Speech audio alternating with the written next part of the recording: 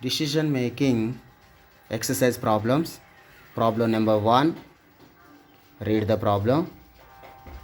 Following information relates to Coromandel Company Limited, which produces washing machines. Cost per unit 50 rupees, labor 25 rupees, direct expenses 15 rupees, fixed expenses 10 rupees, profit 20 rupees, selling price 120 rupees. Following information relates to Coromandel Company Limited, which produce washing machines. Washing యంత్రాలను ఉత్పత్తి చేసే కోరమండల్ కంపెనీకి సంబంధించిన సమాచారాన్ని ఈ క్రింది విధముగా ఇవ్వటమైనది.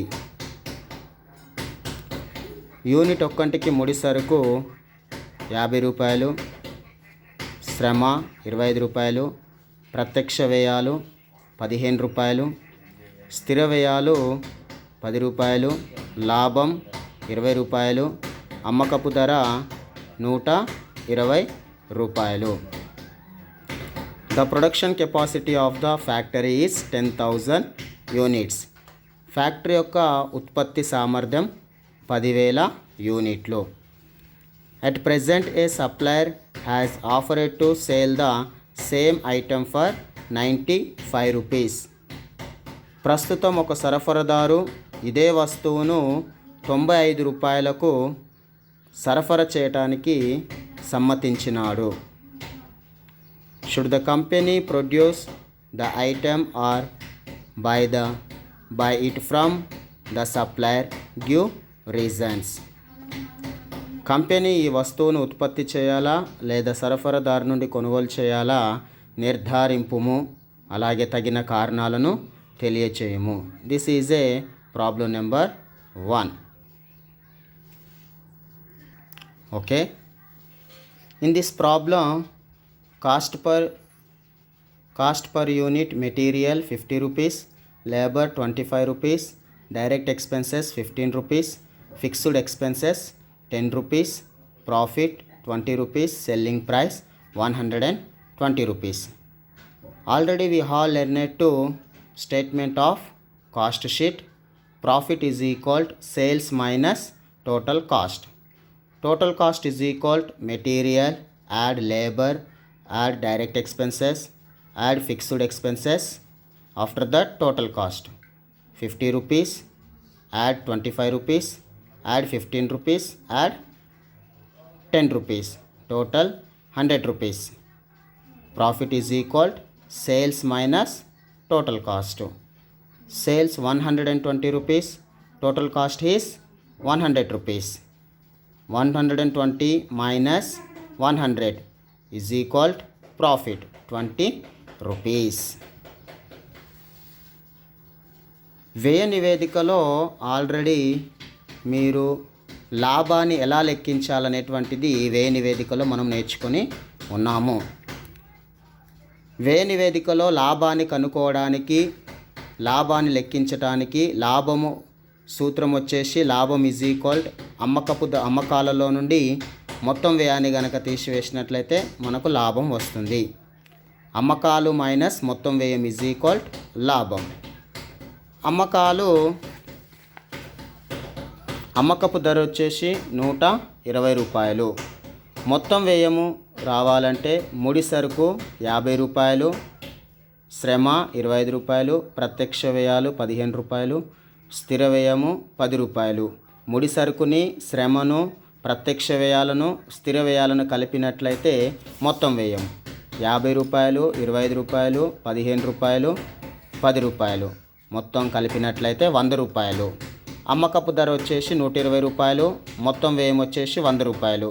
అమ్మకాలలో నుండి మొత్తం వ్యయాన్ని తీసివేసినట్లయితే మనకు లాభం ఎంత? 20 రూపాయలు. ఓకేనా?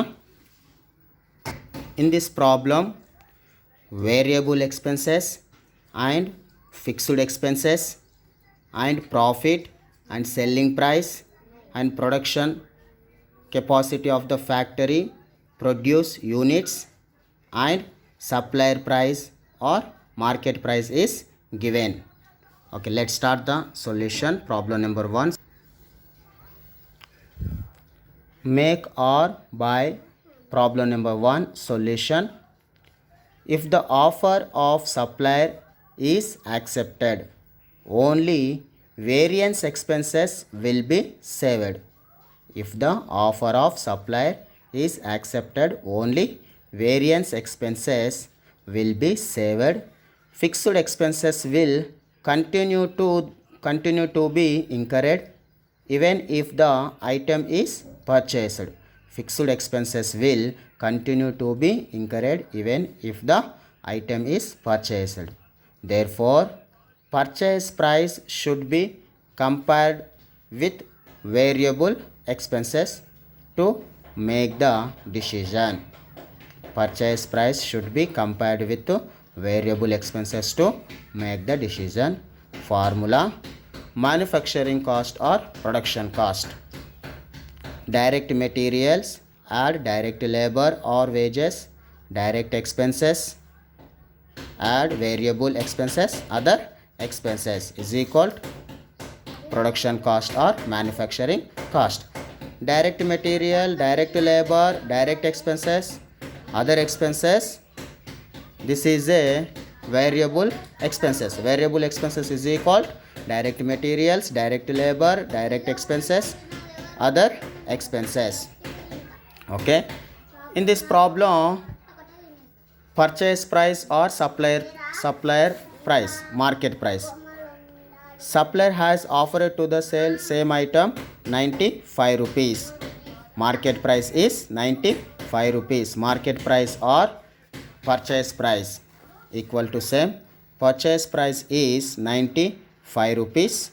Variable expenses. Variable expenses per unit. Variable expenses is equal to direct material, direct labor or wages, direct expenses, variable expenses, other expenses. Okay, variable expenses per unit.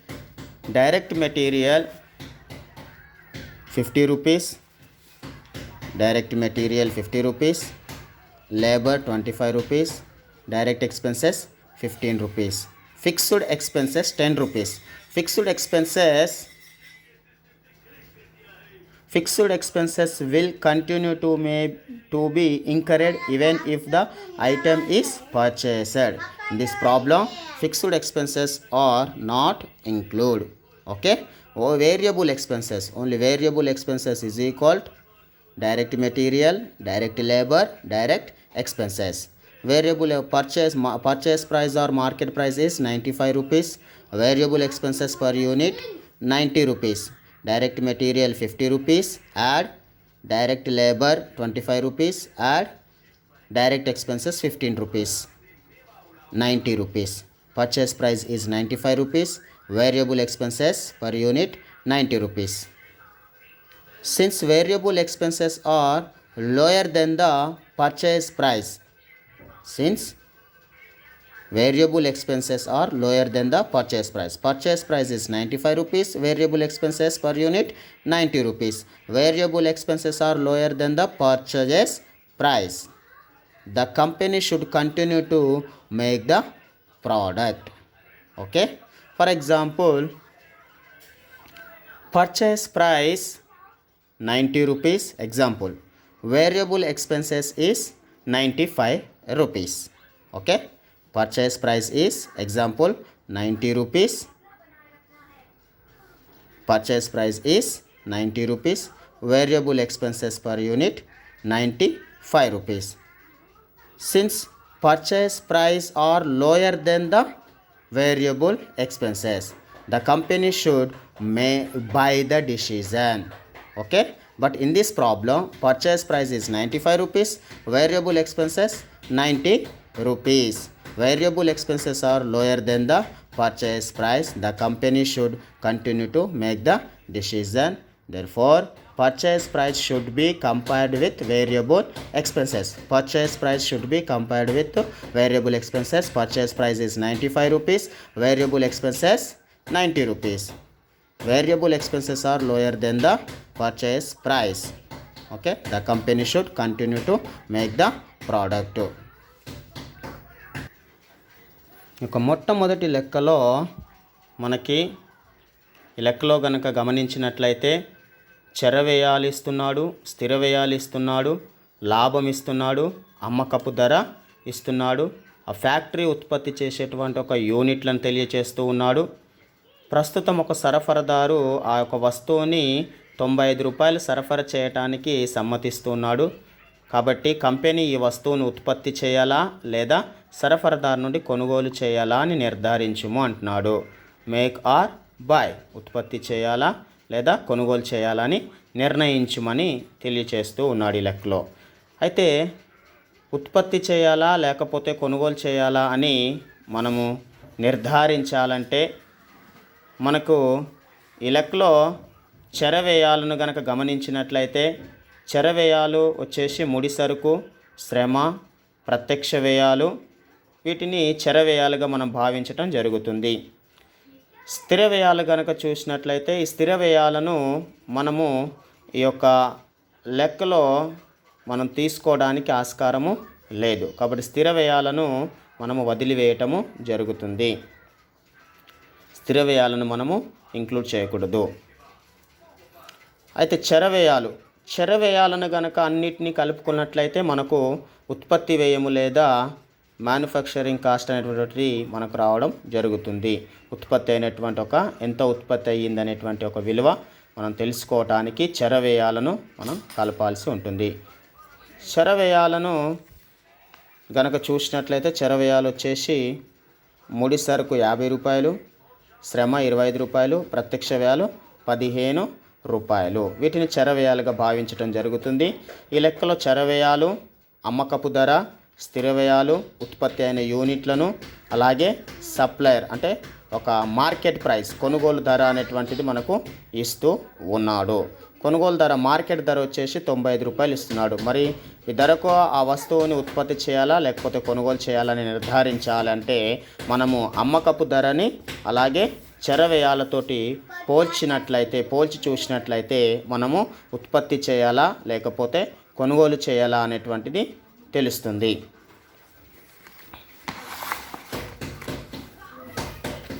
ప్రతి వ్యాపార కంపెనీ తాను ఉత్పత్తి చేసిన వస్తువు యొక్క వ్యయం ఎల్లప్పుడూ తక్కువగా ఉండేటట్లు ఆలోచిస్తారు. ఉత్పత్తి వ్యయం తక్కువగా ఉండేటట్లు ఆలోచిస్తారు. ఎందుకంటే ఉత్పత్తి వ్యయం తక్కువ స్థాయిలో ఉంటే అమ్మకపు వ్యయం ఎక్కువ స్థాయిలో ఉన్నప్పుడు కంపెనీకి లాభాలు వస్తాయి.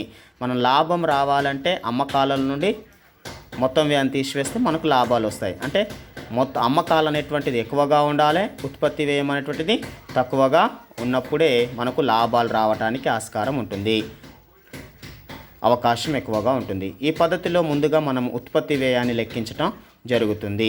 ఉత్పత్తి వ్యయం = ప్రత్యక్ష ముడి పదార్థాలు, ప్రత్యక్ష వేతనాలు, ప్రత్యక్ష ఖర్చులు, చర పరోక్ష ఖర్చులు, ఇతర ఖర్చులు. వీటిని మనం గనక కలుపుకున్నట్లయితే ఉత్పత్తి వ్యయం అనేటువంటి రావడం జరుగుతుంది.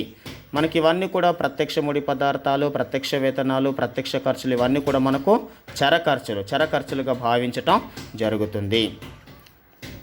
మరి మనకు మొట్టమొదటి లెక్కలో మార్కెట్ ధర 95 రూపాయలు ఇస్తూ ఉన్నాడు, చర ఖర్చులను ఇస్తూ ఉన్నాడు, స్థిర ఖర్చులను ఇస్తున్నాడు. స్థిర వ్యయాలను మాత్రం వదిలివేయాలి. ఈ లెక్కలో మనం స్థిర వ్యయాలను పరిగణంలోనికి తీసుకోకూడదు. ఓన్లీ మనము ఆ యొక్క ఉత్పత్తి చేయాలా లేకపోతే కొనుగోలు చేయాలని నిర్ణయించాలి అంటే మన మార్కెట్ ధరను తర్వాత ఉత్పత్తి అయిన యొక్క విలువను పోల్చి చూసినట్లయితే మనం అప్పుడు ఉత్పత్తి చేయాలా లేకపోతే కొనుగోలు చేయాలా అని కంపెనీని నిర్ణయించటం జరుగుతుంది. మరి ఇందులో మనం అమ్మకాలను, ఆ యొక్క మార్కెట్ ధరను, కొనుగోలు ధరను, చర వ్యయాలను పోల్చి చూసినప్పుడే మనకు కంపెనీ ఉత్పత్తి చేయాలా లేకపోతే కొనుగోలు చేయాలా అనేటువంటి నిర్ణయించడం జరుగుతుంది. అయితే ఈ లెక్కలో మనకు చర వ్యయాలు అనగా మనకు ఒక ముడి పదార్థాలు, శ్రమ, అలాగే ప్రత్యక్ష వ్యయాలు, ఇతర వ్యయాలు. మరి మనకి ముడి పదార్థాలు ముడి సరుకు వచ్చేసి 50 రూపాయలు ఉంది, తర్వాత శ్రమ వచ్చేసి 25 రూపాయలు ఉంది, ప్రత్యక్ష వ్యయాలు వచ్చేసి 15 రూపాయలు ఉంది. 50 రూపాయలు, 25 రూపాయలు, 15 రూపాయలు కనుక కలుపుకున్నట్లయితే 90 రూపాయలు. ఈ 90 రూపాయలు అనేటువంటిది మనకు చర వ్యయాలు, మొత్తం చర వ్యయాలు. మార్కెట్ ధర వచ్చేసి 95 రూపాయలు ఉంది. మార్కెట్ ధర వచ్చేసి 95 రూపాయలు ఉంది కొనుగోలు ధర. చర వ్యయాలు వచ్చేసి 90 రూపాయలు ఉంది. ఇప్పుడు మరి మనము ఉత్పత్తి చేయాలా, కంపెనీ కొనుగోలు చేయాలా అని నిర్ణయించాలి అంటే మనం ఏ దాన్ని పోల్చాలని చెప్పాను? అమ్మకపు ధరను, మార్కెట్ ధరను, అలాగే చర వ్యయాలను పోల్చి చూడాలా. ఇప్పుడు చర వ్యయాలను కనుక చూసినట్లయితే ఉత్పత్తి వ్యయము, చర వ్యయం అనగా ఉత్పత్తి వ్యయము. ఉత్పత్తి వ్యయాన్ని కనుక పోల్చి చూసినట్లయితే ఉత్పత్తి అయినటువంటి ఒక వ్యయం ఎంత ఉంది? 90 రూపాయలు ఉంది. మార్కెట్ ధర వచ్చేసి 95 రూపాయలు ఉంది. మార్కెట్ ధర 95 రూపాయలు ఉంది, ఉత్పత్తి వ్యయం ఏమో 90 రూపాయలు ఉంది. మార్కెట్ ధరతోటి పోలిస్తే ఉత్పత్తి వ్యయం ఎంత ఉంది? 90 రూపాయలు తక్కువగా ఉంది. ఉత్పత్తి వ్యయం తక్కువగా ఉంది, మార్కెట్ ధరనేమో ఎక్కువగా ఉంది, 95 రూపాయలు. మార్కెట్ ధర, కొనుగోలు ధర ఎక్కువగా ఉంది, ఉత్పత్తి వ్యయం వచ్చేసేమో మనకి 90 రూపాయలు ఉంది. కాబట్టి ఇప్పుడు ఉత్పత్తి అనేది తక్కువగా ఉంది.